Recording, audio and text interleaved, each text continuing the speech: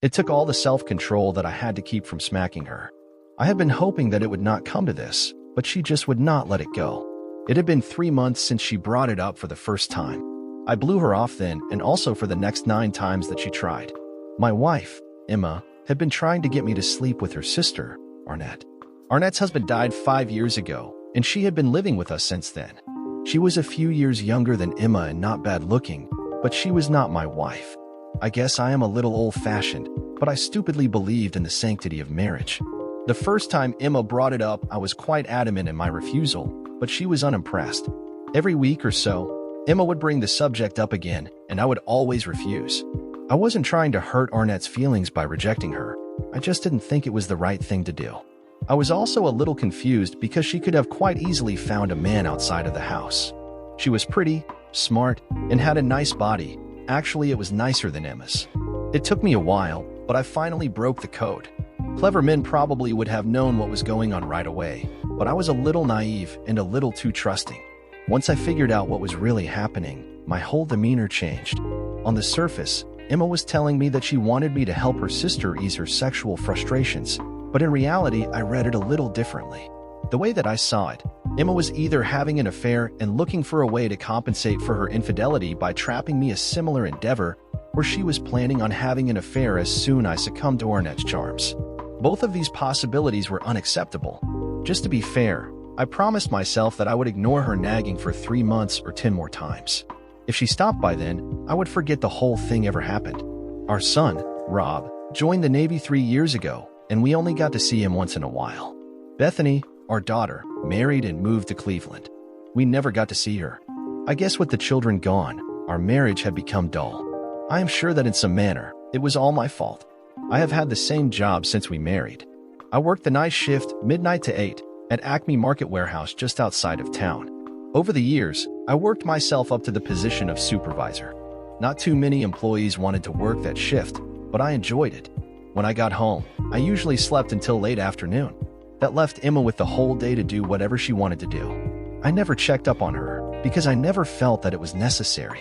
If Emma was having an affair, there was no way that I could find out about it. I am sure that other men would come up with all sorts of elaborate ways to prove infidelity, but whenever I tried to think of something, I just drew a blank.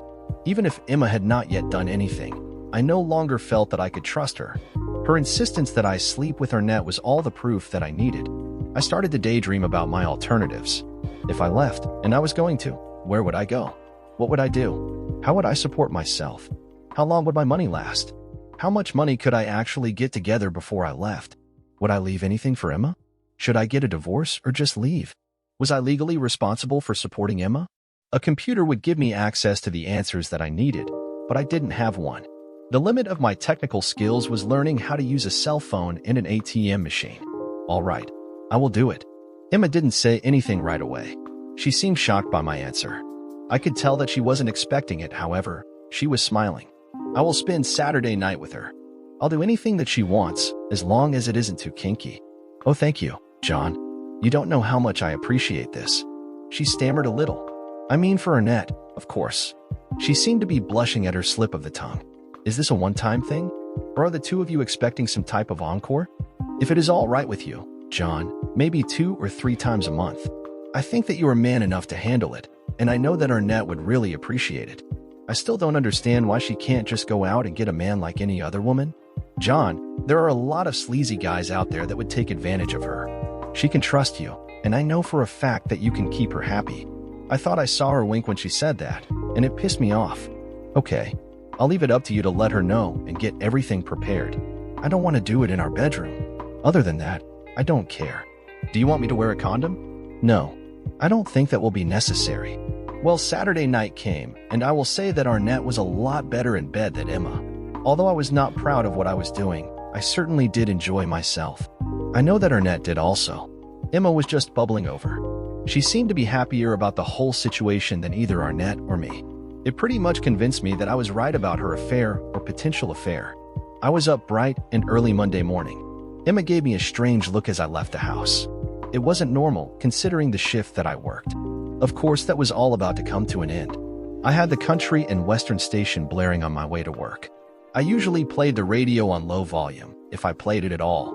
Miranda Lambert started belting out a song called Kerosene. I wasn't able to make out all of the words, but I did get the gist of the song, and it started me thinking. Light them up and watch them burn. Teach them what they need to learn. Before I got to work, I was humming that damn song to myself, and I kept doing it all day. As I walked into the warehouse office, I was really starting to feel good about myself. I had made the decision, and I was going to stick to it. I gave notice at work, but decided that it was a little early to do anything else. There was no longer any great mystery about what had to be done, and since I had it all worked out in my head, it would go pretty quickly. I was going to take it all. I was not going to leave Emma anything. That was her reward for her infidelity, which I still wasn't sure about. At supper that evening, Emma informed me that we would be going to a community center dance the next Saturday. She promised to have my sports coat pressed. She appeared to be a little too exuberant about the whole thing. I went to work that night for the last time. I said goodbye to all my friends and cleaned out my desk and locker. They had my severance, sick leave, and unused vacation checks ready for me. I was going to have to fake it the rest of the week. By Friday night, I had everything ready. Arnett had given me a few come-hither looks during the week, but I didn't bite. Neither one of them noticed that I had packed about half of all the clothes that I owned in the trunk of the car. I had sold off all of my tools and lawn equipment. First thing Monday morning, I had a job interview at Monarch Foods in Pensacola. I had no idea what to expect at the dance Saturday night, but I was pretty sure that was when I would get the real skinny about what was going on. As soon as we got to the community center, I wanted to leave. My wife was getting ready to hang the horns on me, and I wasn't happy about it. There wasn't a whole lot that I could do to undo what she had probably already done, but I couldn't let the world think that I was happy with the situation. First, I had to find out who the guy was. The three of us got a table for four, naturally. I danced with Emma, and then I danced with Arnett. While I was dancing with my sister-in-law, I noticed that Tom Kendricks had asked Emma to dance. Tom was our local heating and air conditioner man. He owned his own business and serviced most of the people in our immediate area. His wife had died about 2 years ago. When we got back to the table, Tom and Emma were already there. John, you know Tom. I asked him to join us since he is all alone tonight. That's all right, isn't it? It was all I could do to keep from smashing him in the face right there, but I didn't. I managed to smile with a small nod. For the next hour or so, the four of us made nice around the table and on the dance floor. I had no trouble at all figuring out where this was going, and I didn't like it one bit.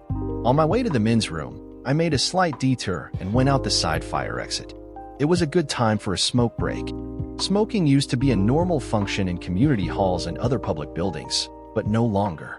There were a couple other guys getting a tobacco fix just outside the door. We exchanged a few pleasantries, and I wandered out to the side parking lot.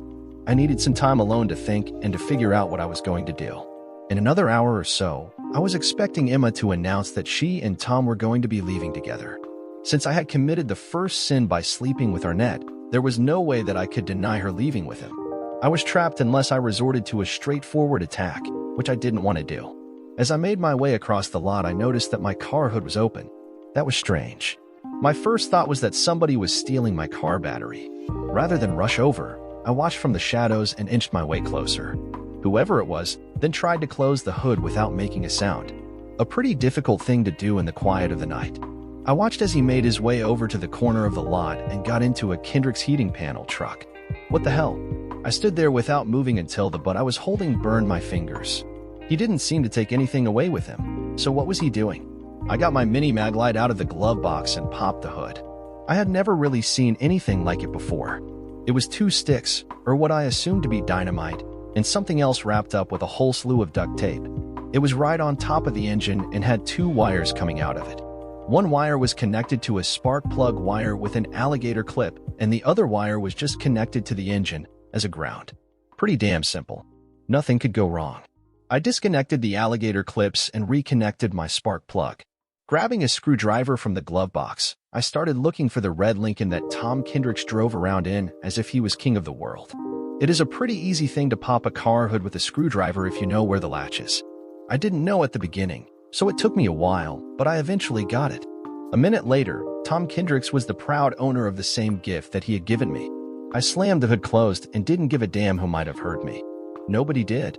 In a few hours, I would be leaving the dance, but the way I had it figured, I would be expected to leave with Arnett while Tom and Emma left together.